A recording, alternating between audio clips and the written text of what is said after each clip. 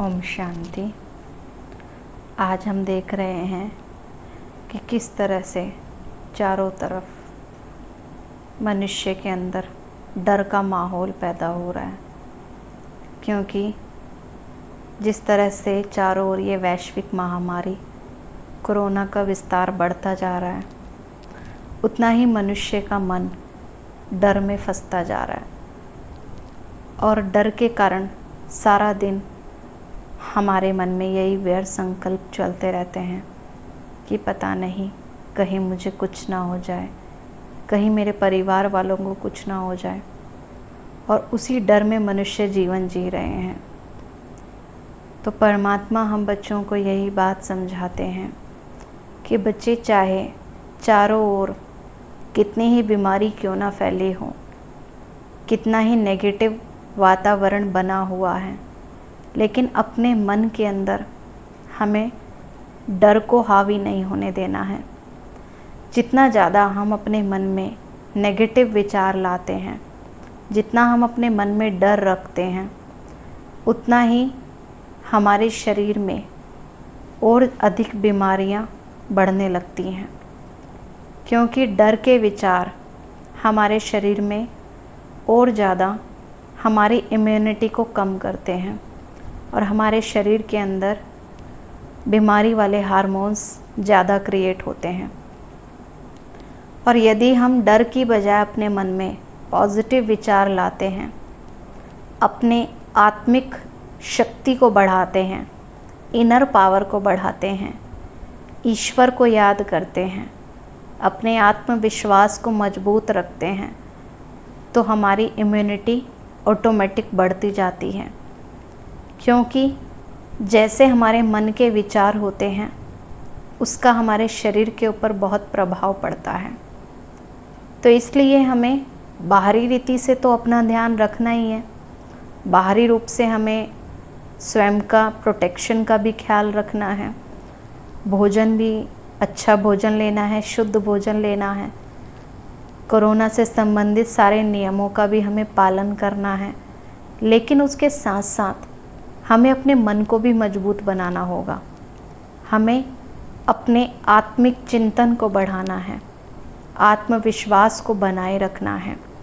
जितना हम अपने मन को मजबूत रखेंगे, पॉजिटिव सोचेंगे, शक्तिशाली विचार अपने मन में लाएंगे, तो वो परिस्थिति हमारे ऊपर हावी नहीं होगी। यदि हम मन को नेगेटिव विचारों से भर देते हैं, मन में चिंता ले आते हैं, डर ले आते हैं, तो हर छोटी से छोटी बात भी हमारे ऊपर हावी हो जाती है।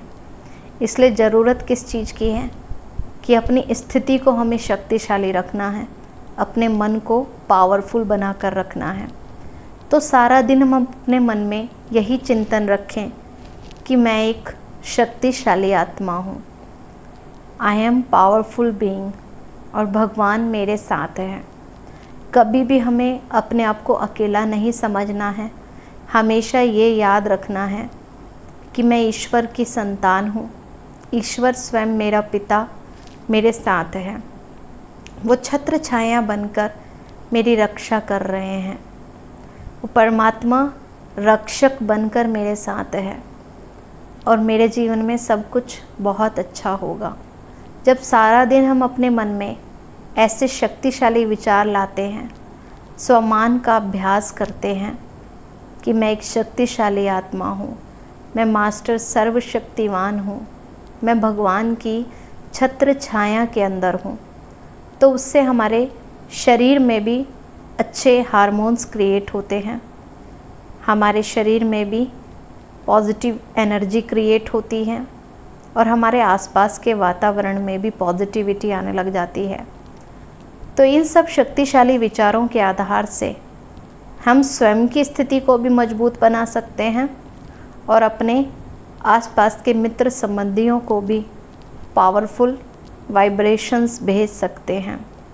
इसलिए चाहे आसपास कैसा भी वातावरण हो, हमें स्वयं भी घबराना नहीं है और खुद को भी हमें मजबूत रखना है, हिम्मत रखनी है और दूसरों को भी हिम्मत देनी है।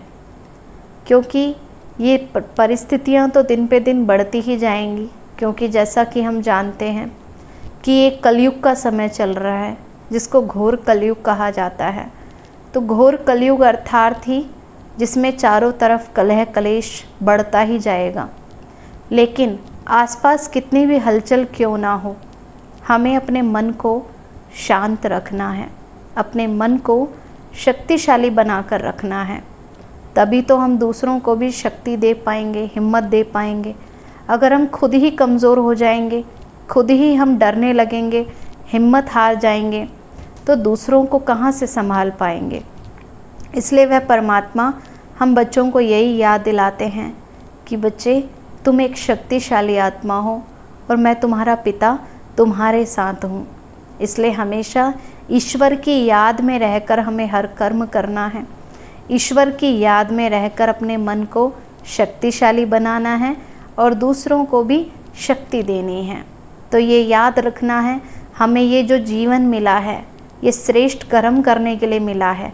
इसलिए जितना हो सके इस जीवन में हमें अच्छे से अच्छे कर्म ही करने हैं।